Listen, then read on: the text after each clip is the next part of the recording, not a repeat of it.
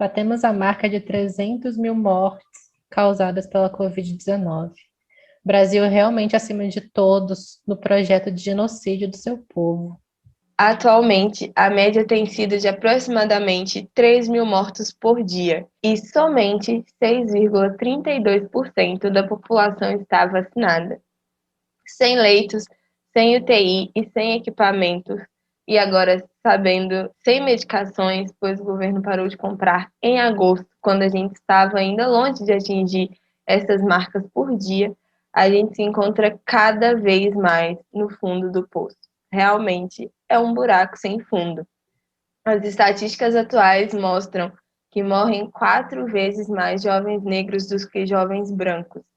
E isso tem recortes que envolvem trabalho, envolvem geografia, envolve, acima de qualquer outra coisa, o modo como que o racismo atua a nível estrutural num país em que esses corpos eles são diariamente mortos por vários motivos, e a pandemia é mais um deles. A população tem sido extremamente negligenciada pelo Estado. Além disso, os recortes a nível global, que a coronavírus é chamada de vírus chinês, onde a gente percebe a racialização desse vírus, onde esses corpos amarelos, eles são os transmissores e causadores dessa pandemia, e por conta disso eles também devem sofrer qualquer tipo de retaliação pública nessa mentalidade racista também que atinge esses corpos para além dos corpos negros. Cada vez mais a gente ouve casos de pessoas amarelas sofrendo violências físicas nos espaços públicos. E os corpos amarelos, eles foram criados dentro do imaginário ocidental como corpos relacionados à sujeira, à impureza, e isso foi perpetuado de diversas formas no decorrer da história. E agora, diante de uma pandemia, mesmo depois de todas as explicações dos especialistas acerca do contexto do vírus, ele é um problema ambiental, fruto direto da nossa devastação da natureza. Ainda esse vírus é racializado, ele recebe e ele é chamado de vírus chinês. São, mais uma vez, povos não brancos sofrendo ação direta em suas vidas e morrendo diretamente por causa de discursos ocidentais irresponsáveis, que nunca foram favoráveis a essas vidas. Pelo contrário, não temos um plano de vacinação, não temos um comitê de gestão de crise e o Brasil pode ser palco de uma nova variante do coronavírus imune às vacinas produzidas. Se o descaso governamental continuar acontecendo como foi até o momento, a gente pode ser um novo epicentro e fazer o mundo voltar à estaca zero do combate à pandemia. Vocês têm noção disso? a notícia boa é que no dia 25 de março, o Butantan anunciou a primeira vacina 100% brasileira, a Butanvac. E hoje, dia 26, ela já foi enviada para a Anvisa para começar a ser testada. Com sorte, poderemos ter uma vacina nacional em circulação em breve. Essa pequena introdução se faz necessária, pois o episódio sobre o subalterno na pandemia, que virá a seguir depois da vinheta, ele foi gravado no início de novembro, onde a gente já estava bem mal, mas não imaginava que estaria tão pior poucos meses depois. Agora já faz um ano que estamos em quarentena e é necessário que sigamos em quarentena. Então, dada essa pequena atualização, peço que continuem se cuidando dos seus, protejam-se, saiam somente se necessário. E aproveitem o episódio do Falazado Intelectual, porque tem muita coisa para ser dita nesse episódio acerca do SUS, acerca de necropolítica, acerca de racismo ambiental.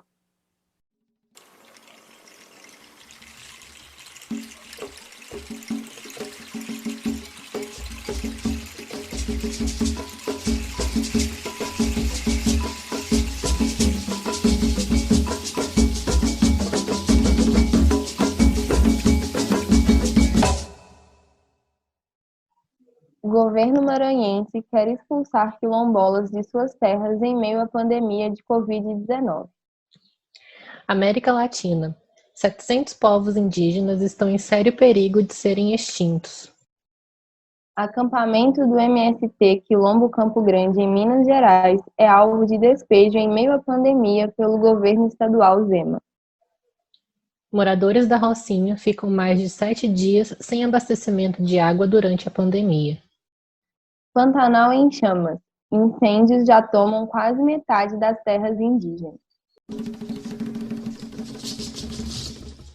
Olá, sejam muito bem-vindos, muito bem-vindas, muito bem-vindos a mais um episódio do Salazar Intelectual. E no episódio de hoje a gente vai pautar sobre o subalterno e a pandemia. Meu nome é Lidiane Souza. Eu sou o Vinícius Oliveira. E como a Lidy já trouxe, né, o tema é sobre a pandemia, mais especificamente sobre esses corpos subalternos em relação a esses tempos caóticos, né, que a gente está vivendo, que não são fáceis para ninguém, né? A gente já está aí há 7 meses em quarentena. Eu acho que todo mundo está num momento de completo desespero. A gente só quer que o Átila tweete falando que tem a vacina e aí a gente vai tomar a vacina e viver as nossas vidas para além dos nossos quartos, para além dos nossos cômodos caseiros, assim. Não tem sido fáceis de lidar, né? Porque não é algo que a gente nunca esperou que fosse viver em algum momento. E nem algo que a gente pensou que fosse durar tanto tempo, né? Eu lembro que lá em março, quando eu voltei de Viçosa para minha cidade, eu lembro de eu, você e a Amanda, assim, um dia antes de vir para casa, a gente jurando que, tipo, maio, a gente ia estar junto de novo. E aí já passou todo esse tempo. O emocional é uma montanha russa, né? Tem dia que tá lá, assim, de boas, mas tem dia que o fundo do poço é o lugar. E o quanto que isso é muito complicado, né? Tá há tanto tempo nessa situação. E mesmo Átila falando que a gente pode começar a sair com cuidado, a coisa já tá tão na cabeça que, sei lá, agora ainda eu sinto, sabe, um certo medo. E recentemente eu comecei a fazer um estágio e a primeira vez que eu voltei do trabalho de ônibus me bateu uma ansiedade muito grande, muito grande. E aí eu fiquei pensando sobre isso, porque a maioria das pessoas que estavam ali dentro do ônibus, elas não deixaram de andar de ônibus, elas não pararam de trabalhar, sabe? Para uma galera, a vida continuou acontecendo. Então, né? Os tempos, eles são caóticos, eles são assustadores, mas a gente precisa repensar um pouco as nossas atitudes e olhar para fora e ver também quais corpos que não pararam, né? Que a vida não parou e que continuaram trabalhando e fazendo as coisas funcionarem. Sim, isso demonstra como a pandemia ela afeta muito mais esses corpos subalternizados, né, que estão ali à margem e não compreendem a hegemonia mesmo, provando que tipo o isolamento social ele acaba sendo um privilégio para algumas pessoas, né? Desde o começo da pandemia, a gente sempre coloca que se você puder ficar em casa, fique em casa, justamente por isso, porque não é todo mundo que pode ficar em casa. Então, se puder, fique, sabe? E da mesma forma que algumas pessoas, né, elas precisam sair de casa pelo trabalho, seja informal, seja o trabalho doméstico, no comércio, né? É importante lembrar que há uns meses atrás estavam rolando as manifestações dos entregadores de comida, dos aplicativos, né? Que estão nesse trabalho terceirizado que já é precário e em situação de pandemia se torna ainda mais precário, mais desumanizador também, né? Fiquei lembrando muito do livro lançado agora pela Boitempo com a Angela Davis e com a Naomi Klein sobre as reflexões das duas acerca da pandemia e como a Angela Davis ela traz em alguns momentos, né, da fala dela a reflexão acerca dos corpos que estão em encarceramento, né?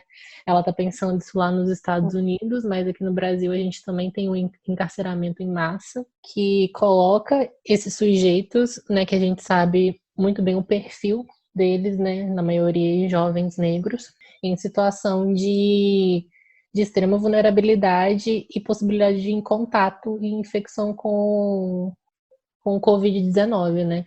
E aí, nessas discussões, se pensa até mesmo na soltura desses sujeitos para que eles não morram ali por essa pandemia, né? Já que esse encarceramento em massa, né, uma superlotação das prisões coopera extremamente para o contágio sem nenhum tipo de descrição.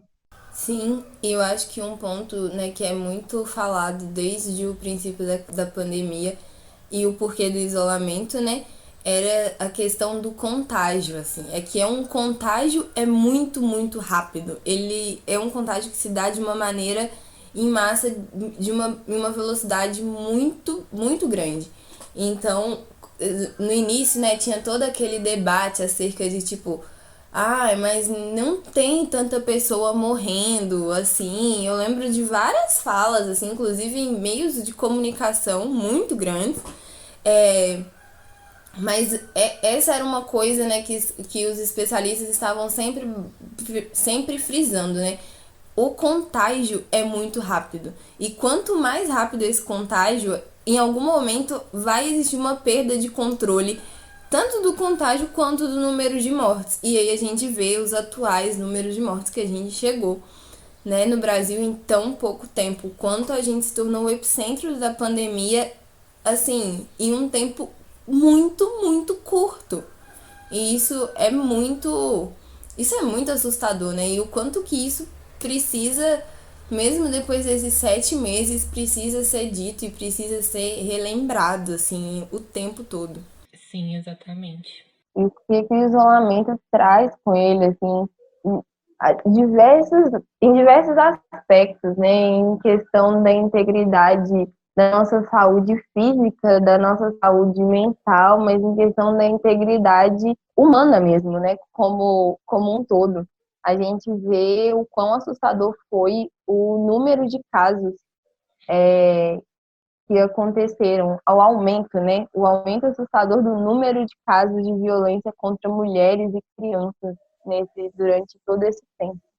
Sim, exatamente. Provando que é uma situação tão delicada e muito complexa, porque a gente coloca essa questão do isolamento como uma das principais formas de segurança, né, a nível pandemia, e de fato é.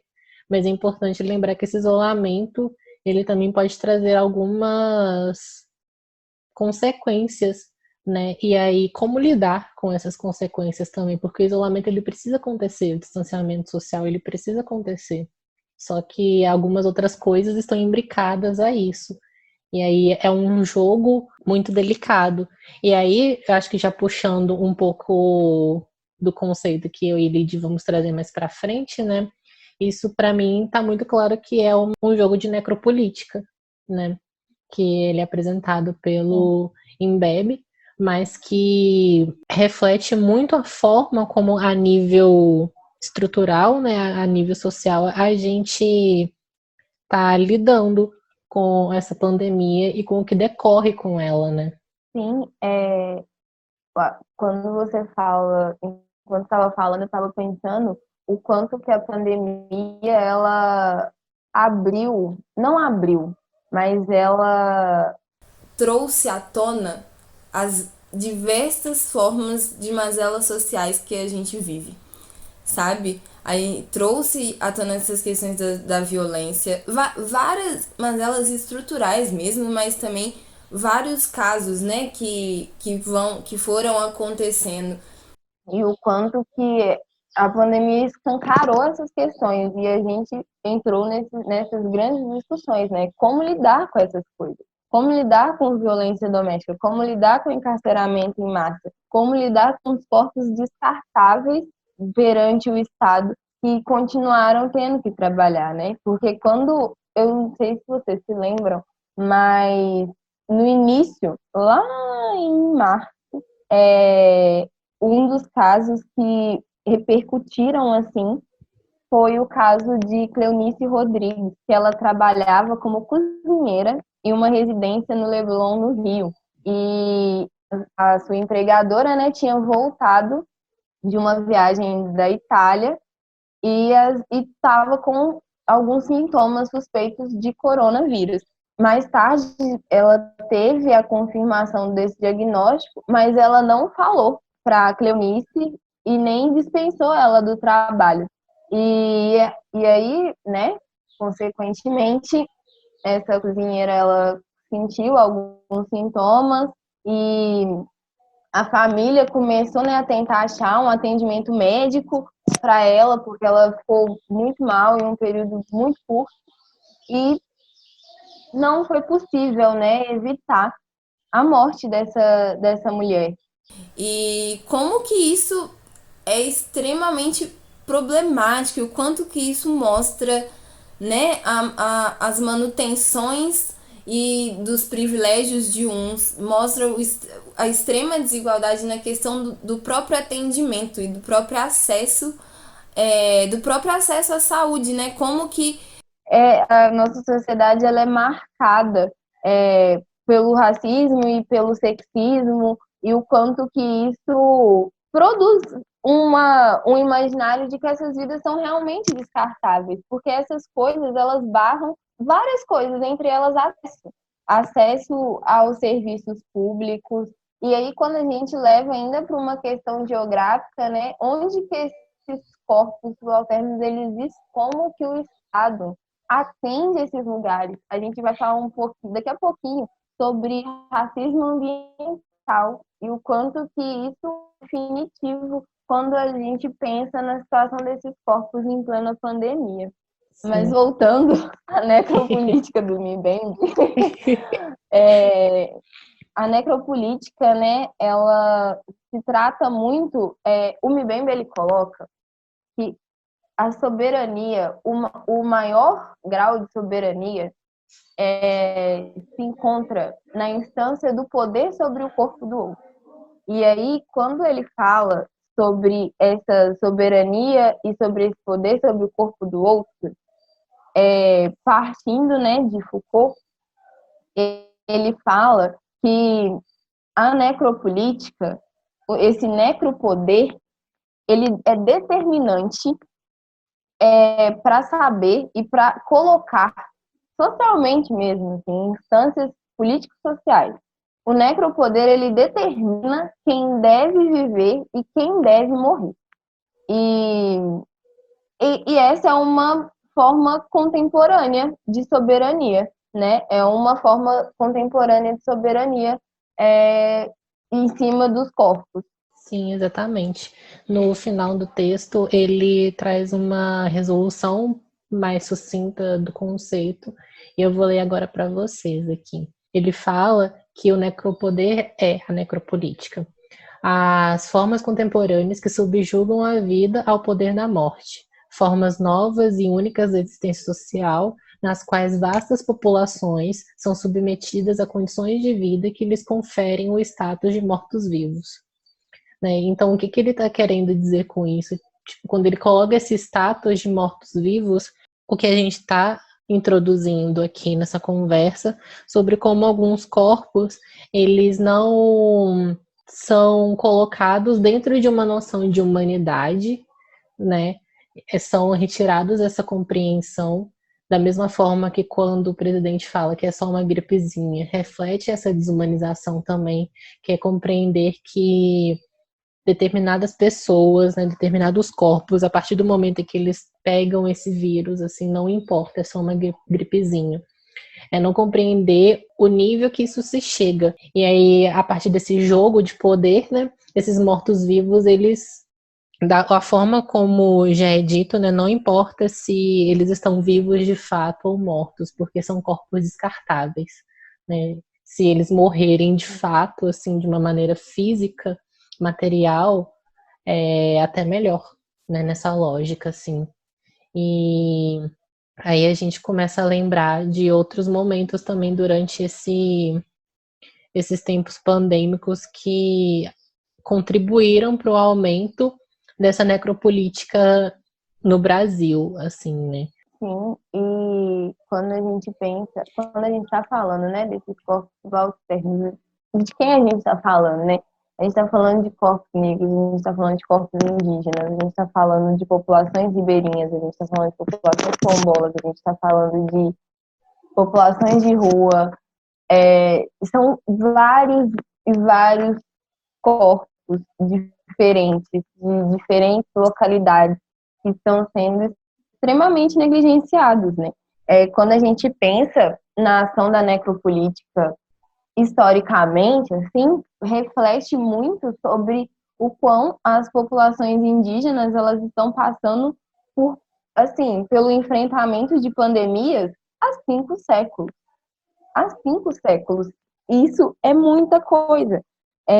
Na década de 80, os Yanomami, eles passaram por um boom pandêmico muito grande de sarampo, de rubéola, muito por causa dos contatos com os garimpeiros, né, que além de trazer a poluição dos rios, traz as doenças, traz a destruição do ambiente, e em 2020, Covid-19, porque o garimpo ele continua acontecendo. Inclusive, né, o afrouxamento de leis ambientais tem sido passadas durante esse ano inteiro. O Zuari, na década de 60, por causa dessas tentativas de contato forçado, eles passaram por gripe e pneumonia, que dizimou quase 2/3 da população. Então, eles têm passado, né, por pandemias há muito tempo. Então, quando a gente pensa, né, esse ano a gente tem refletido muito assim, sobre a nossa relação com a Terra e com todos os seres humanos, e o fim do mundo e alterações climáticas. Mas, assim, o fim do mundo de quem, né? O fim do mundo agora ficou mais perto do homem branco, dos centros urbanos. Mas, assim, existem populações que o fim do mundo já aconteceu, assim, há séculos, e ele vem acontecendo. Vem acontecendo de maneira lenta e dolorosa. Então, sabe? Qual o tipo de discurso e quem que são os sujeitos desses discursos que a gente tem falado?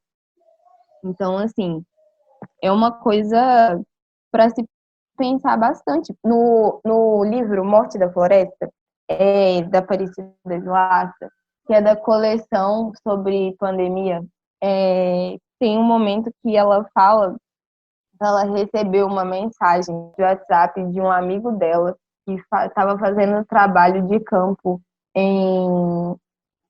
eu esqueci o nome do povo com o qual ele estava fazendo trabalho de campo. Mas o que ele estava falando para ela é o quanto estava muito assustadora a situação e que não adiantava mais acionar as instituições governamentais. Que o que ele sentia é que a lógica era para deixar morrer. E não era só um sentimento, é um fato. A lógica é deixar morrer, sabe? E eu fico pensando nisso porque Manaus também, Manaus era uma das cidades que foram mais afetadas com o Covid-19 lá no início e não era noticiado, né? Quando você via, né, os jornais, sempre falava de quem? Minas, São Paulo e Rio.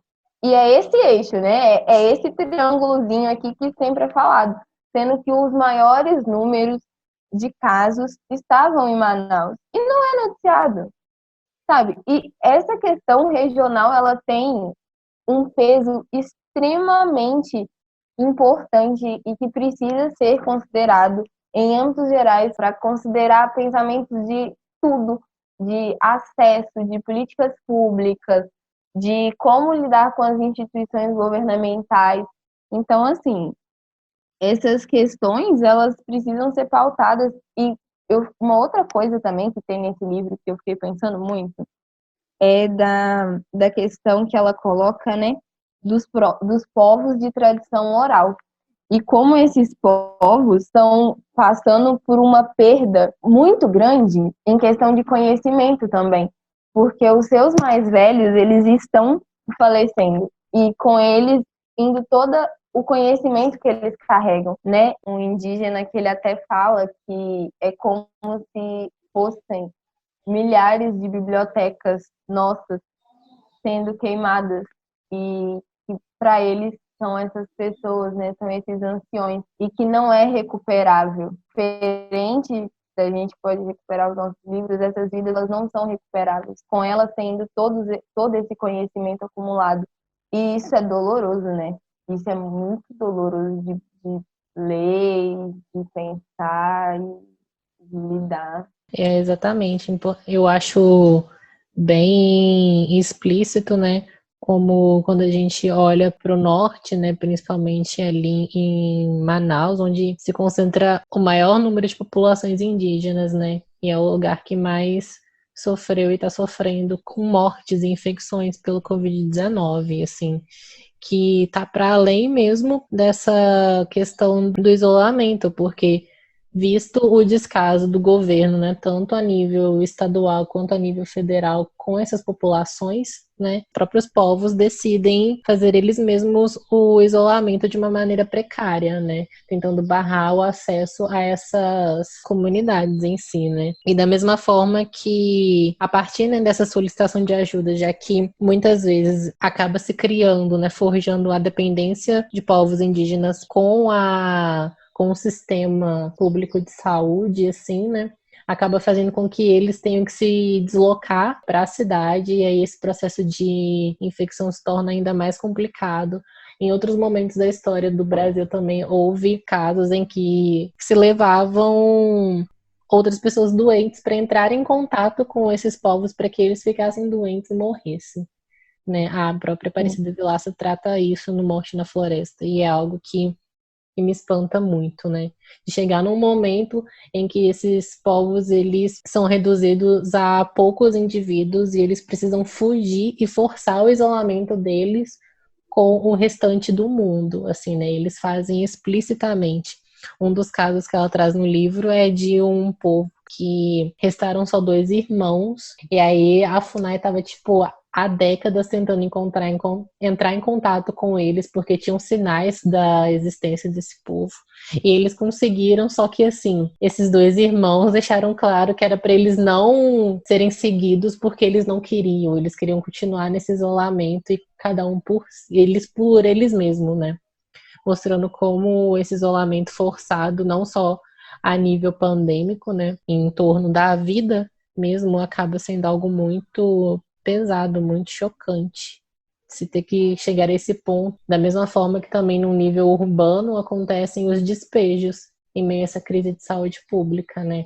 A gente citou um pouco mais acima os acampamentos do IMST, né, alvo de despejo, essa própria jogada nas comunidades, porque nas favelas mesmo, né? Como lidar com isso? Porque sempre foi um local que foi visto enquanto aglomeração, né? E como lidar com esse espaço onde elas não têm acesso ao saneamento básico, né?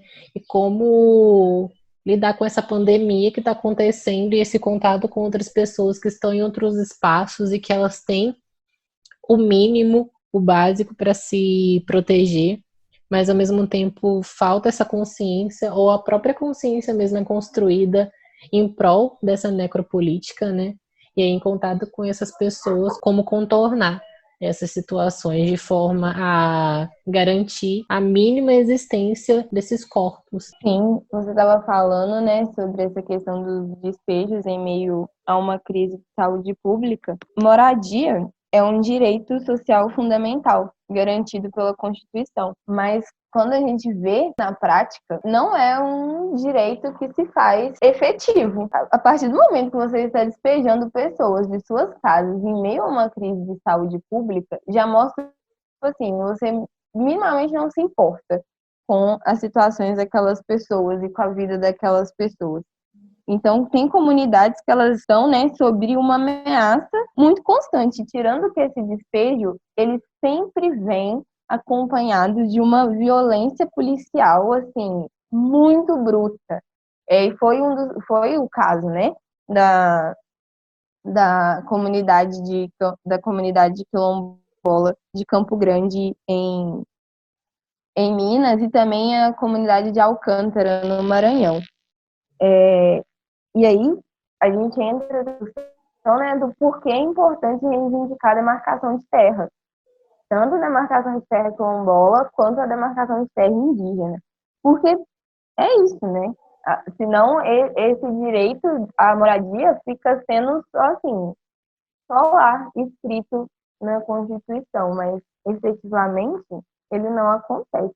E um outro aspecto que você falou foi a questão do saneamento básico, e aí é muito importante chamar a atenção para isso, porque, né, quando se pensa em Covid-19, quais que são, né, os dois pilares de prevenção?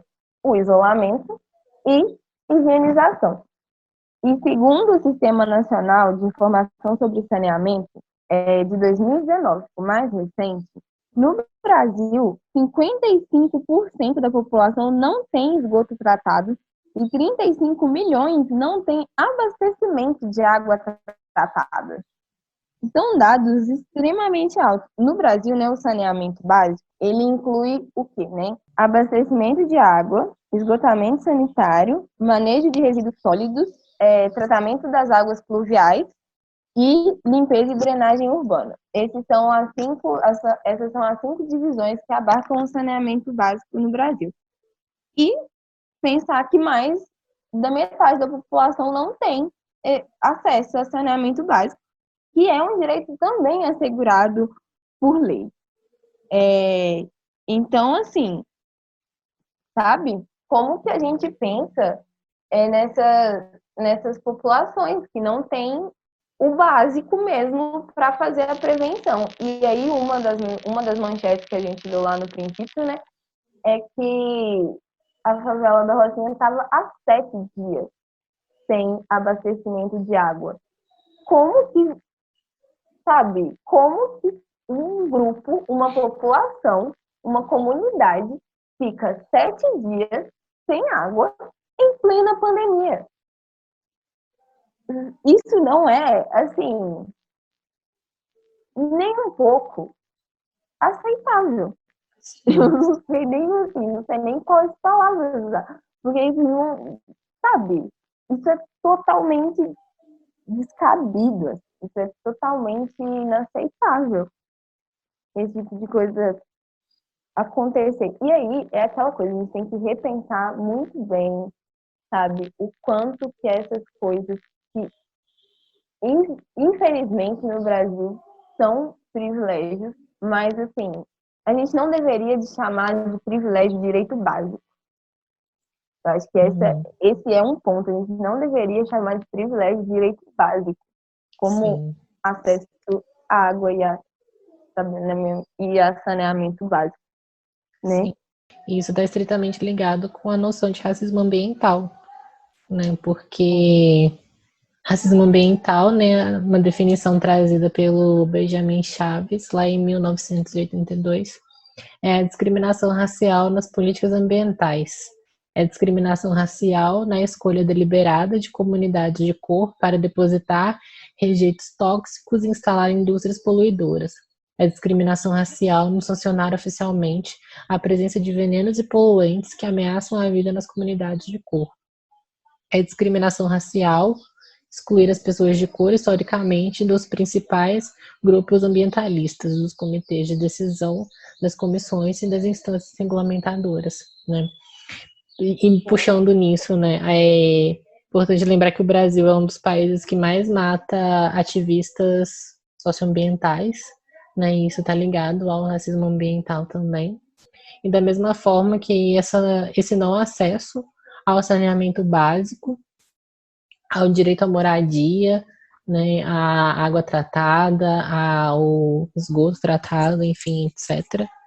Ele está ligado a esse racismo ambiental, porque tem uma marcação de raça, de classe, né, bem forte nessas pessoas que não estão sendo contempladas pelo próprio sistema, né? E aí essa coisa do privilégio, né, é uma forma, chega a ser engraçado, assim, aquela ser de desespero, porque isso do básico ser tido como privilégio, né? Como que a forma como se construir essas relações sociais tão hierarquizadas e tão segregacionistas, né?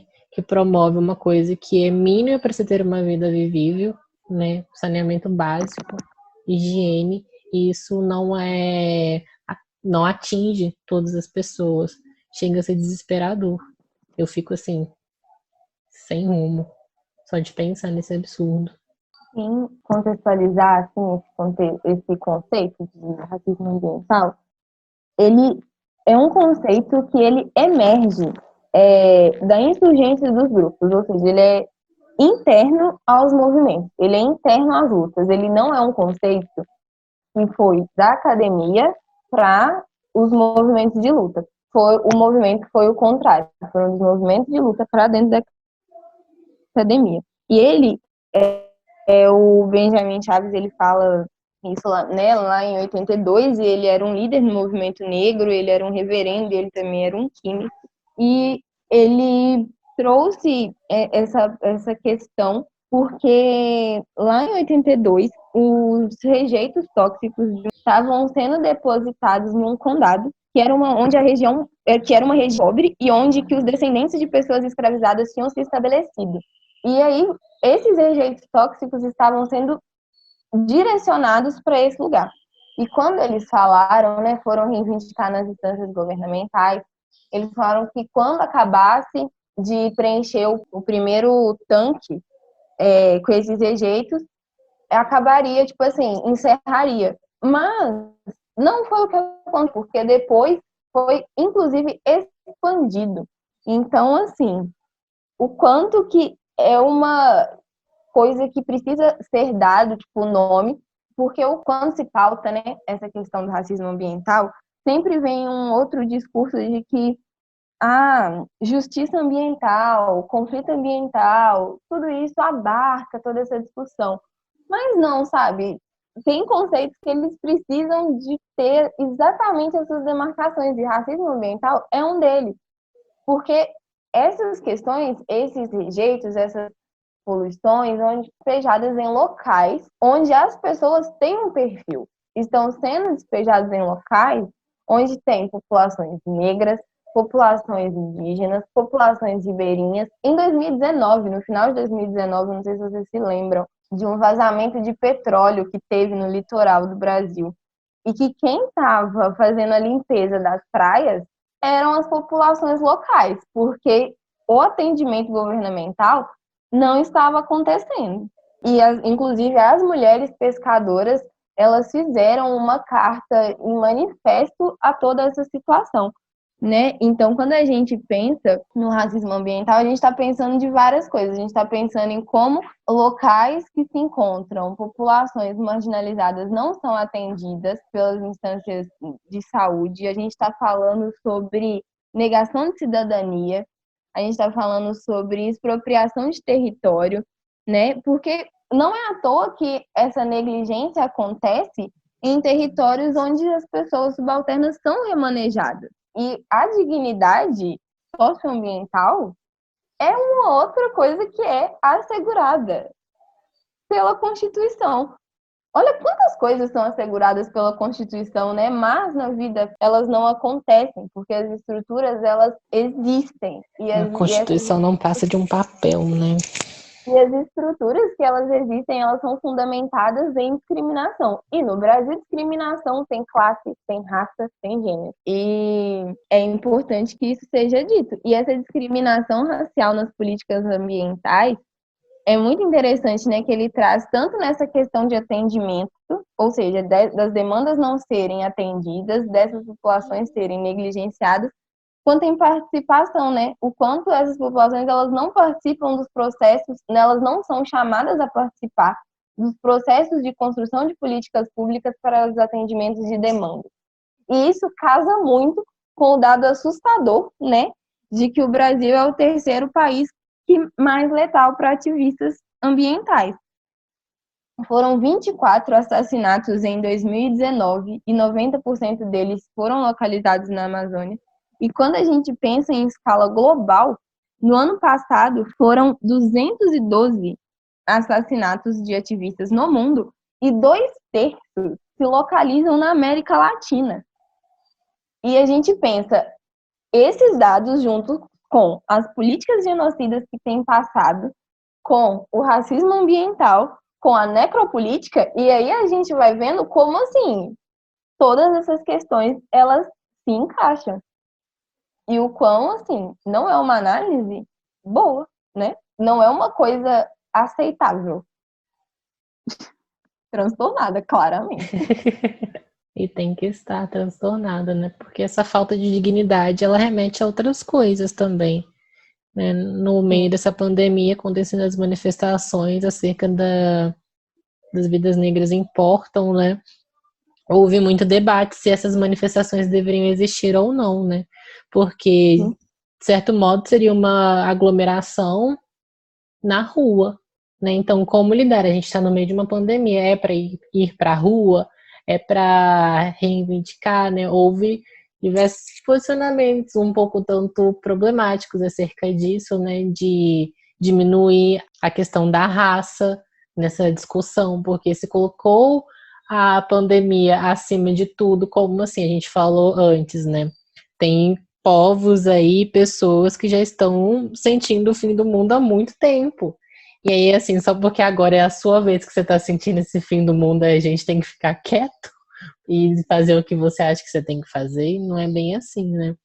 Então, até essa mesma questão de ir para a rua, demandar uma vida vivível para além da questão pandêmica, né, mostra como a falta de dignidade chegou a níveis tão alarmantes que às vezes não importa muito, né, a forma como você tá vivendo ali, porque de todo modo esse sistema necropolítico ele vai tentar te matar, seja pela pandemia, seja pelo racismo, seja pelo genocídio do povo negro, seja pelo assassinato de ativistas ambientais, seja pelo dos garimpeiros também, enfim. É pensar, né, quais são os fatores que fundamentam as desigualdades e as injustiças, e pensar que o panorama de saúde, ele é diretamente relacionado a isso, sabe? Adoecimento e morte, distribuição geográfica, obstrução a acesso de bens.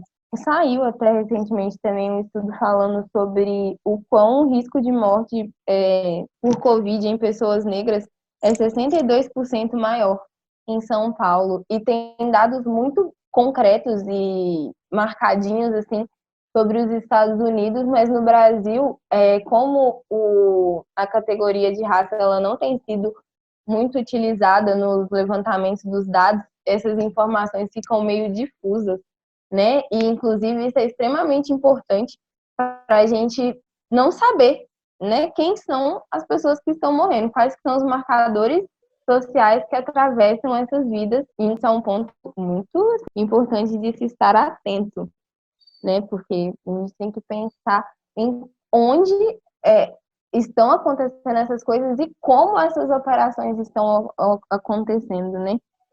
Como a gente está lidando com quais vidas. E, nossa, e ainda pensando sobre essas coisas, assim, que estão acontecendo, as queimadas no Pantanal, né, que a gente falou lá no princípio, são incêndios criminosos. E o quanto que eles estão expandindo, né, do Pantanal para o Cerrado, para a Floresta Amazônica. A gente pensa no modo como a gente se relaciona, né, com essas populações, porque os dados atuais mostram que 30% das terras indígenas foram queimadas. E a recuperação mínima desse bioma levaria 50 anos. E assim, a gente sabe que não vai acontecer essa recuperação por causa do modo como a gente leva a nossa relação com a vida aqui dentro do Ocidente, principalmente, né? E quem fez o apagamento desse fogo, né, em grande parte foram essas populações. E como que isso é relacionado à Covid-19, né? De várias maneiras. Entre elas, e não só o agravamento nos casos, mas como que esse deslocamento dessas localizações para as cidades e o índice de contágio ao ter, né, o acesso nas questões dos hospitais e do não atendimento nos hospitais, principalmente, o quanto que foi uma coisa que tem se alastrado e tem afetado, né, a vida humana, tem afetado a fauna, a flora, e toda essa situação não está recebendo um aparato efetivo. A gente tem realmente passado por um momento no qual as políticas genocidas elas têm acontecido e elas têm sido regulamentadas. Ai, o quanto que isso é uma situação muito triste, sabe? E quando a gente estava falando aí, me veio lembrança de uma outra coisa também, que é a questão do auxílio emergencial, que foi uma medida que foi implantada, mas que eu não sei se vocês sabem, mas o valor do auxílio emergencial de proposta governamental inicial era de R$ 200. E o aumento dele para R$ 600 foi fruto de luta de movimentos sociais, tanto do lado de fora quanto dentro das representações. E agora, né, tem 2 semanas, isso, 1 semana, 2 semanas, voltou para os R$ 300. Que é isso? É totalmente políticas pelo fim de algumas vidas. É realmente viver num estado onde o necropoder impera. Exato, porque reduzir para R$ 300 é fazer com que esses sujeitos, R$ 600 já era complicado, mas em 300 é obrigar que essas pessoas saiam, que elas voltem a trabalhar, que elas se exponham e que se morrer, morreu. Basicamente é isso, né? Não tem outra forma um pouco mais delicada, mais bonita de se dizer, assim. É realmente colocar essas pessoas em risco, suas vidas em risco, das pessoas que estão em volta a elas em uma política de morte. Né? Mas há possibilidades também, um pouco pensando por um lado positivo agora nessa situação toda, né? Porque a pandemia, o Covid-19 mostra pra gente como que o jeito que o Ocidente conduz a vida material é insustentável, né? E o Covid-19 deixou isso claro para a gente. Então é possível, nesse momento, se pensar em outras alternativas para se ter uma boa vida e um bem viver, né? No próprio livro da Angela Davis com a Naomi Klein, elas enfatizam isso, que esse é um momento muito potente para se emergir essas novas alternativas, que elas não sejam genocidas, que elas não sejam racistas, sexistas, etc., né? De modo que a gente consiga se sobrepor a esse sistema e corrompê-lo, né? Não é fácil, a gente sabe que não é fácil, e isso exige muito da gente enquanto indivíduos, mas também enquanto movimento, enquanto grupo. Mas há essas possibilidades, assim. E essas possibilidades, elas estão acontecendo principalmente aqui em América Latina, né? Esse pessoal se movimentando para além da pandemia, né? Mas propondo essas novas alternativas de modo a retomar, né, essa relação com o mundo, com a natureza, que tanto os povos originários em América Latina, mas também povos africanos sempre tiveram, né, de modo a resgatar isso e fazer com que a gente possa construir uma vida realmente boa para todo mundo, assim. Chega a ser muito poético, eu fico bem tocado ao falar disso, porque é bem bonito mesmo de se pensar, né, que esse modo de construção da vida ligado à natureza, porque a natureza também é a gente, né? O Ayrton Krenak também fala um pouco sobre isso, como a nossa questão e a nossa compreensão do que a humanidade ela é muito restrita, né? Porque para os povos originários, a humanidade é tudo, né? São os animais e a natureza, só que aí o Ocidente compreende a humanidade como outra coisa. E talvez agora seja o momento necessário, urgente, para vermos essa humanidade para além do nosso próprio umbigo.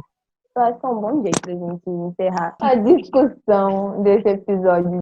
Exatamente. Lembrando, só um enaltecimento breve, gente, que quando a vacina sair, né, tenhamos fé que a vacina vai sair. Quando ela vai sair pelo quê? Pelo SUS, né? Então, protejam, enalteçam, lutem pelo SUS, Sim, porque exatamente. é uma coisa que é importantíssima E de ele está aí existir. na nossa vida em vários momentos, não só no acesso à saúde pública, né, no posto de saúde, mas se a gente tem saneamento básico, né, Já ia é por falar, causa do saneamento SUS. básico Então, tá assim, se dentro existem do essas SUS. pessoas que não têm o saneamento básico, com o SUS existindo, sem o SUS, ninguém vai ter saneamento básico. Então, assim, é um sistema de saúde que tem suas funções, mas ainda assim, que bom que ele existe e que a gente tem acesso a ele em vários momentos da nossa vida, querendo ou não. Então, defendemos o SUS. Vamos às indicações, que hoje vão ser Vamos. divididas em 2 blocos. O primeiro bloco de indicações de hoje vão ser de pessoas para seguir, e o segundo bloco vai ser de conteúdo. Anotem, abram suas redes sociais e sigam essas pessoas. A primeira pessoa que eu quero indicar para seguir é a Muniin e a Karibushi, no Twitter. Elas são comunicadoras, são mulheres indígenas que estão, assim, fazendo um trabalho incrível na área de informação. Todos os dias no Twitter está rolando um boletim diário sobre a situação do Covid entre os povos indígenas. Então, todos os dias elas liberam dados atualizados e fazem todos os apontamentos, todas as questões, todos os acompanhamentos. Então, são duas mulheres que, assim, necessárias demais à existência. E que bom que elas existem e que elas estão fazendo esse trabalho tão incrível. E para além do boletim diário, elas também fazem várias threads informativas que são muito importantes da gente ler, porque quando a gente pauta, né, questão indígena, os atravessamentos não são os mesmos. Não é porque são povos, também são, né, tem os marcadores de raça dados, que o modo como enxergam as questões, as pautas e os próprios conceitos são da mesma forma. As leituras não são as mesmas, e a gente colocar as leituras de pessoas negras e indígenas, todas num pacote só, é extremamente racista. Então, queridos, queridos ouvintes, a gente precisa estar extremamente atento para não estarmos cometendo equívocos e falas racistas com pessoas indígenas.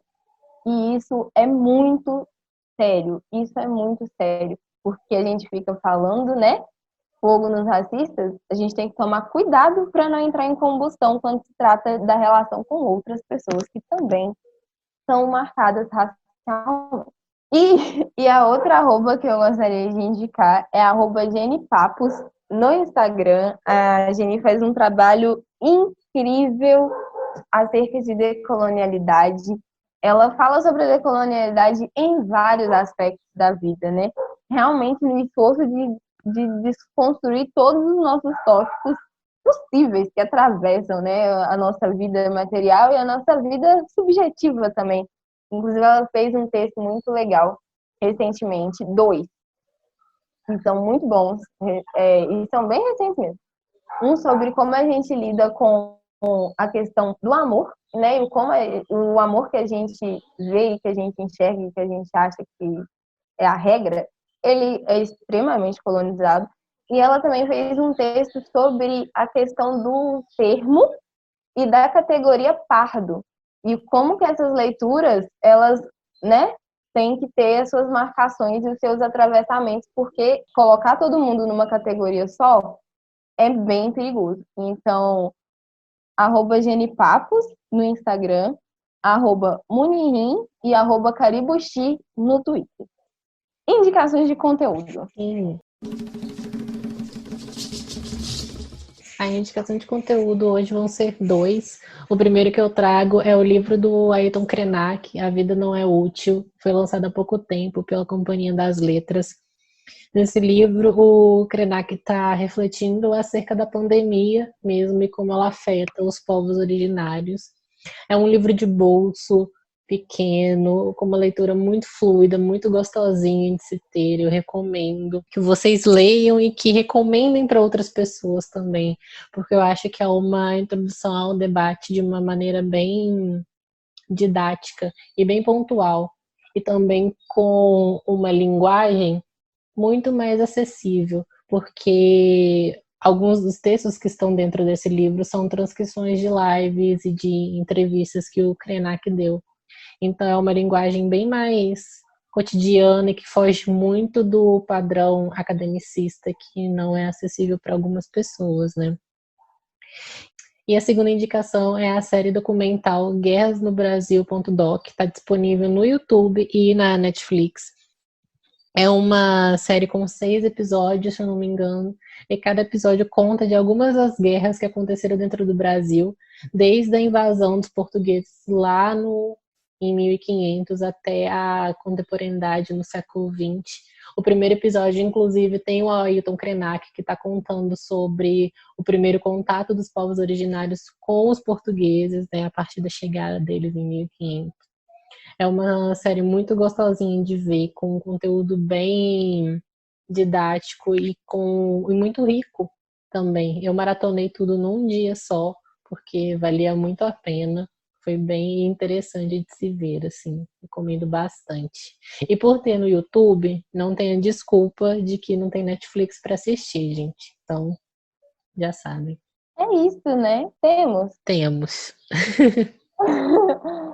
Gente, muito obrigada por nos ter acompanhado até aqui. Sigam-nos todas as redes sociais, @Fala Intelectual no Twitter e @Falazada Intelectual no Instagram e no Tumblr, onde estão as transcrições dos episódios. Nas plataformas, a gente está no Spotify, Deezer, Google Podcast e Apple Podcast. É isso. É isso, gente. Muito obrigado por tudo e até a próxima. Um beijo. Tchau.